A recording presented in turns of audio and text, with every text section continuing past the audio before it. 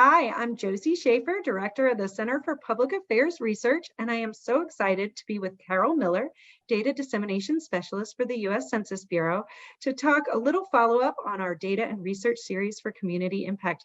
Hi, Carol. Good afternoon. How are you? I'm so well. Thank you so much for jumping on with us. I'm looking forward to covering just some of those tidbits from your presentation that I think a lot of our regular viewers and watchers and data users will really appreciate. So thanks for jumping on with me. Excellent. Yes, my pleasure. So one thing I'm really interested, can you tell us a little bit about your career with the Census Bureau?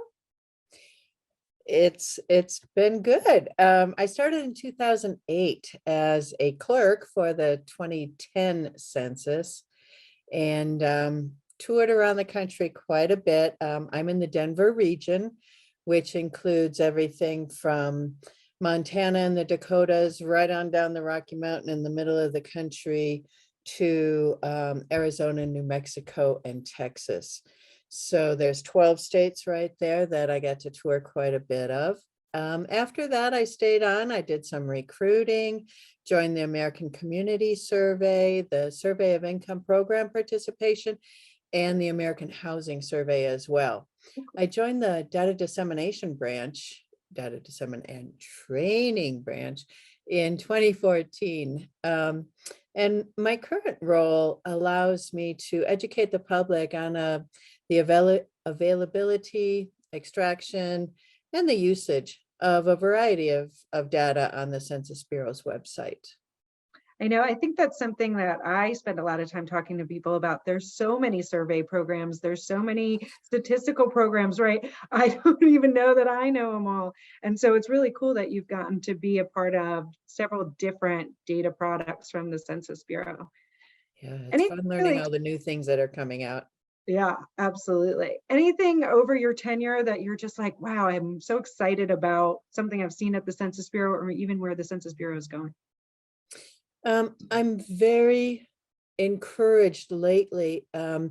We've gotten much more responsive to our customers through our pulse surveys, through some of the new tools we're coming out with,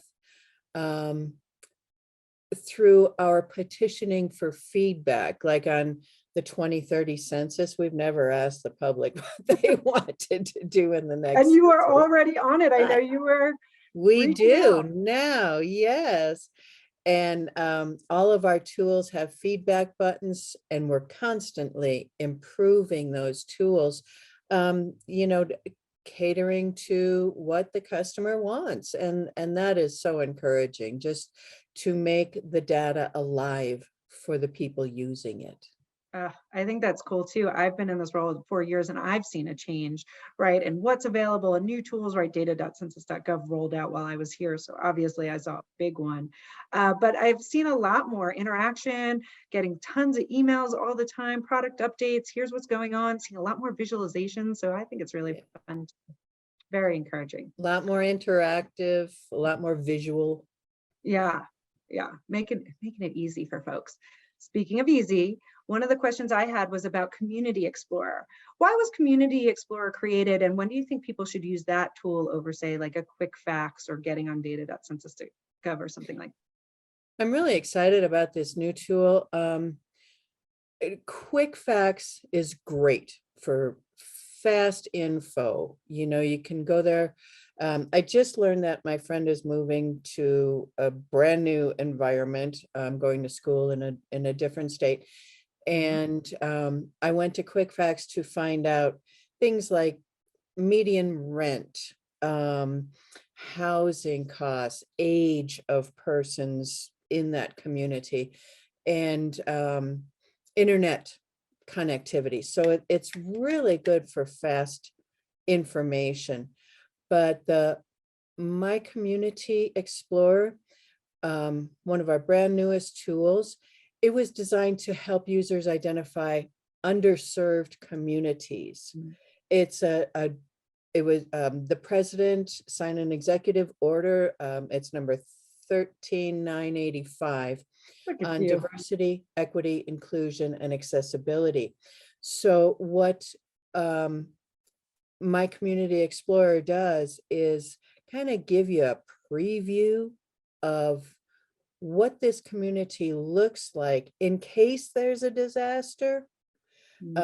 It gauges, it ranks risk factors, like things like how many persons are disabled? Are they going to have trouble getting out of here? What language do they speak? So can we plan when we have evacuation or emergency notifications? What languages does that have to go out in? Do they have broadband internet? Or do they have broadband access subscriptions? So how can we deliver those emergency messages? So it puts all that in one place. If I'm looking at a county, boom, it's right there. QuickFacts is great if I'm scrolling through and I'm looking at, oh, here's an interesting fact, or here's an interesting fact. But My Community Explorer is the pre-disaster planning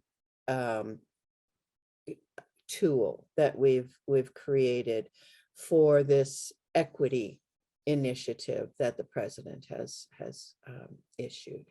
I think it's really interesting, and I think it's a really good indicator of where the Census Bureau is going, right? Always had a ton of data, always made that data really readily available, but now baking in some analysis and thinking about who the end user is, realizing different end users need different products, right? Yeah. And so kind of targeting this one to that governance environment and focusing on DEI issues. And then, like you said, baking in some of that analysis with that sort of risk factors and sort of thinking what goes together at what period in time for this particular user. So really, it's kind of a big jump forward. They always are at the Census Bureau. So you mentioned QuickFacts. It is a great tool for many census data users. What is the best way you see to get on QuickFacts and sort of get a lay of the land for a certain community? Okay, I'm gonna share my screen if you don't mind. Please, thank you. Because I can then let you see how easy it is. This is the page, obviously, but to get there, there's a couple different ways, but I personally, this is our home page. Census.gov, boom, it's right there in the middle, right underneath that banner. So there's no big search and find and page through the lists or anything like that. It's right there on the home page, right underneath that top banner.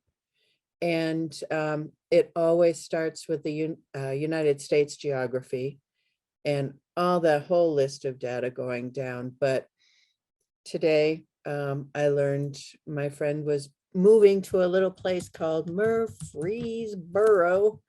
Oh, I've been there. My sister lives just north of there. Oh, cool. Anyway, so as you can see, when I started typing, there was a drop-down list that came up. So rather than type out the whole city and say the word city, because that's important, and then the whole state name, I just started typing and there's a drop-down list, click on it. And you can see that Murfreesboro popped up right next to the United States. You can stack 6 different geographies. Good to know. Next to there, so I can do it next to a Nashville. How does it compare?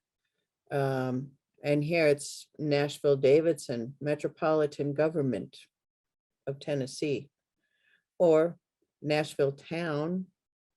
I don't know. That's weird. I don't know where that is. I thought it was just Nashville, Tennessee. So we can pop that, and then maybe where he's coming from, Denver City, Colorado. So I've got a good comparison of what he's leaving to what he's going to. So that's kind of interesting and super fast. I mean, it's quick, just like that. I love that about QuickFacts. I would say a good big portion of the time when folks call looking for data, here it is, right? 2010, 2020, pulling from different data Mhm. products, but kind of given those things that lots of people want to know about a community, Right. get that baseline. Yep. Oh yeah, tons of stuff. Yeah. So I send people here sometimes. I'll certainly use it sometimes, right? When I kind of know that I just need a big, broad overview. Such a great Mhm. tool. And the thing Well, is, it comes from uh, a lot of different surveys too. yeah, I do And like, so it's not like one table in data.census.gov. It's a variety of collections, yep, and I think it's that's, updated as it comes across, as it becomes available. Like building permits is 2021, and households is 16 to 20. It's probably ACS. You can click on the little I there. But some of the business statistics, we scroll down a little bit here.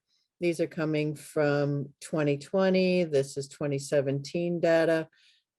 So county business patterns, things like that. All these different surveys are thrown in here. So you've got a wide swath of information about a particular geography. that is really cool. Actually, I've kind of never thought about quick facts as being so good for that, but it also gives you an idea of what else is out there by looking at the Mhm. different survey products they've aggregated too. So you always know here's the baseline, but there's probably more to do. You Exactly. mentioned data.census.gov.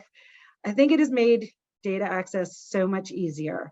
And so let's say folks went on quick facts. They know they want to learn more from the American Community Survey. They know just how much stuff is out there. I send a lot of people straight to the survey sometimes and say, look at the survey. There's so many questions. How have Right. you found data.census.gov to just make it easy for the everyday data user? Oh, data.census.gov has evolved so much since its onset. Some people may be familiar with American Fact Finder that we had for our primary data tool back in the day, but unfortunately, that went away. I think it was March of Some last people miss year. it. I don't miss it. Well, we knew how to work it. Yeah. But they have really evolved this data.census.gov in remarkable ways and made it really user friendly. So we're going to go to, from the homepage, explore data main, and we're right there to go to data.census.gov.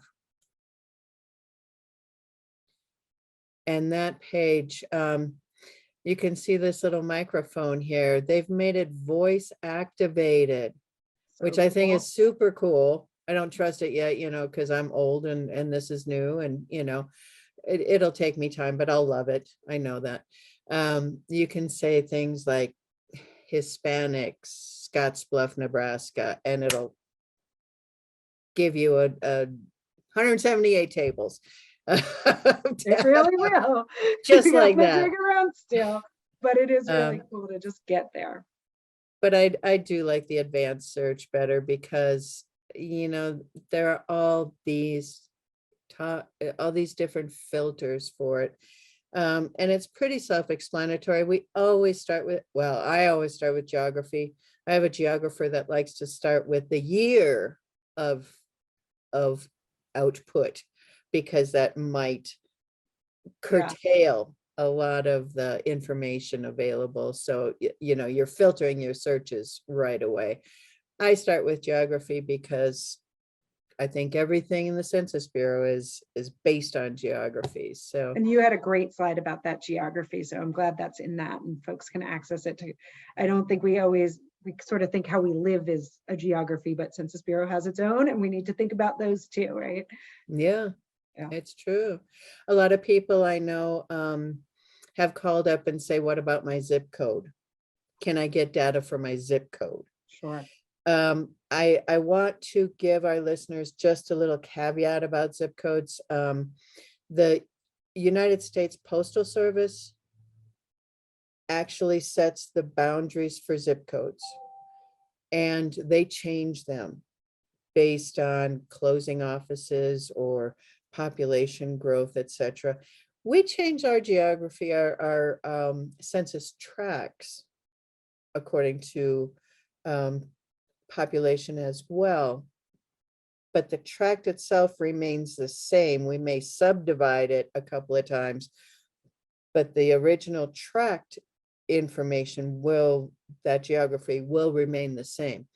Our zip code tabulation areas are very similar to zip codes, but ours might stretch into the next zip code a minute, or maybe cut off that last little block that the post office has. So they're very similar, and some of them are spot on. They haven't changed for decades, and they won't, some of them are right there, but I'd be a little cautious about ZICTAs when you're measuring one to another. I would stick with a census tract for the most comparable information.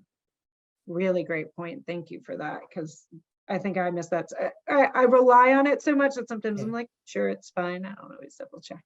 So good to know. You've seen that before.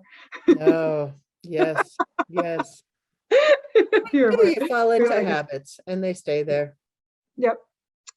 Well, that is awesome. I think it's super cool. I know we're always trying to get folks on here. I think once they sort of break through on data.census.gov, they're hooked and love it, and feel really confident really fast, kind of moving through all the different filters and ways to search. So I think it's a great tool. I think it's easier to pick up. I think one thing I did want to point out, that when you get to a file folder, please know that there are other questions to sort through there. When it's a box, that's the end of your options. But when there's a file folder, then you will have additional options as well. Another great tip. Yeah. I think sometimes I just click away. I know, right? And if you don't get the results you need, go back and filter something else. I mean, maybe like we clicked here, maybe grandparents as grandchildren. Maybe we can't find a zip code. Let's see, we'll go to Nebraska and we'll go to and this is a nice little search here too. Before we were scrolling and scrolling and scrolling, and these are all the zip codes in Nebraska. Yeah, are you kidding me? We have a lot of school districts. I've had to sort through those and be like, oh, okay. Yeah, try like places in California. That was always a treat. Let's see, is there one? Okay. Yeah, I think this is someplace in Kearney. Kearney? How do you say it? Kearney or Kearney? Kearney. Okay. I have a friend from there. She's awesome. She's got a little thickness in her voice, so it's hard for me to tell. But you can, it immediately pops up with, you've got your profile. And I mean, this is like tons of like quick facts information all blown up in pictures, and you can see 31 tables just about grandparents and grandchildren in that particular zip code. So underneath here, you can see all the years and products available for that particular table ID. So yeah, it's pretty slick. I really do like the way they are evolving this tool. It's really a good one. I even like watching you use it, because I kind of go in a different way and then sort of seeing how you do it. And sometimes I don't even look over the side, but that's kind of great, right? You can see that map, you could go that way. Or click through the tables, looking at the years that way. A lot of times I know what year I'm going in, so I will select year, but now that's kind of great too. Say, well, what could I get this for?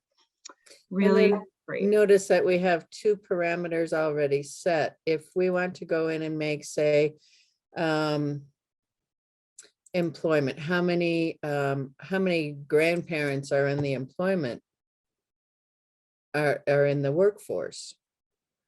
Okay, you can see behind me here, it's blowing up a little bit, so I'm just going to X out of this center stuff. And we've got this one table that would have the employment status of grandparents living with their own grandchildren under the age of 18 by responsibility for their own grandchildren and age of. Yeah, but I mean, a lot of times, right, people want this and this. And so here's a really good way to Correct. get there. Put the filters on and see, right, instead of scrolling through 30 something tables to Mhm. see if that table exists, you can really play with those filters to get you there a lot faster. And I won't say I knew that one was just sitting there waiting for us. Sometimes I do this, just to see if it's available, because you've got one table here. Well, maybe it doesn't have what you want. So, maybe you're going to have to open this up a little bit, or maybe you can't, say you want to go back here to your topics and, maybe you can't have employment in the workforce. Let's go for maybe uncheck that box and use the little chevrons here to go back to, maybe I just need employment. See what they do for a living or something. And well, there's just the same table. But now we know. And now we know. It's a little place, I mean, you can just play with it and it's easy. Yeah. It's as easy as that. Okay, now I just took away a filter and now I'm back to my 31 tables. Yep. So I can It's change my awesome. geography to all of Kearney and see what happens there. I might have 131 tables just to broaden that geography. We've got more input. So I love that. Well, Carol, thanks for jumping on with me. yeah. Can That's all I I have. think that I Yeah. lost people these last couple of slides. I Oh, did yeah. want to let them know that this census.gov Academy, Census Academy, is by far a phenomenal tutorial site. If you're lost, if you're stuck on something where you can't figure out how do I get to this kind of data, there's either a webinar or a data gem in there. A data gem is just like a 5 to 7 minute tutorial about a specific topic. There's I've taken tons them. of I've webinars watched in them. there. Yep. Yeah. Very. And also if your organization wants to have a training, a group training, there's a link on there as well to request a data training. Cool. So your group can do that. That's the kind of things we learned, and this is my contact information too. I wanted to throw that out there for anyone who cares to contact me. I think they absolutely will. Carol, you've been great. We totally appreciate you taking the time, hanging out with some Nebraskans for the day. We also had some Iowa friends there. Awesome. Yeah, Yes. absolutely. And just the wealth of knowledge and experience. And like I said, it's just great to see other people doing it, interacting with it, right? New tips and Yeah. tricks every day. Ah, Absolutely. well, thank you so much, Carol. Thank you very much for hosting. This has been great. We'll see you hopefully next year, Yeah, if not definitely. sooner. Call me Awesome. anytime. Okay. Thank you so much. Take care. Bye-bye.